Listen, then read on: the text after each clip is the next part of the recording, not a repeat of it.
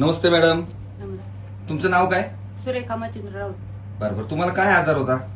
मला गायची लात लागली होती डोक्यात. अच्छा. तर मला आहे ना डोक्यात आग व्हायची. बर मी पुण्याला ट्रीटमेंट घेतलं. बर पण मला काही तिथं फरक पडला नाही. बर बर बर 3 महिने गोळ्या खाल्ल्या पुण्याच्या. कुठल्या दवाखान्यात? संचित हॉस्पिटल. बर बर बर किती खर्च आला साहेब? तुम्ही किती खर्च केले? 10 लाख रुपये घालवले साहेब आतापर्यंत. बापरे. औषधं गोळ्यांना? 10 लाख घालून बी शेवटी तिची बरगडी एक दुखायची हा.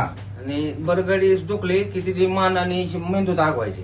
त्याच्याकरता मी खूप पैसे खर्च केले, लय प्रयत्न केले नाहीत, पण कुठं तेवढ्या पुरतं ट्रीटमेंट केले. गोळ्या औषध आहे तोपर्यंत थोडंसं दुखायचं कमी व्हायचं. गोळ्या बंद झाल्या की परत आहे तो प्रॉब्लेम चालू. हे कधी चालू केलं औषध? हे नंतर आमचे भाऊ करत होते नेट सर्फचे. बर ते भावाने मला सांगितलं, म्हणले तू ते बी कर हम्म. नाही तर मग ते बंद कर आणि हे पावडर एकदा चालून बघू आपण 1-2 महिने.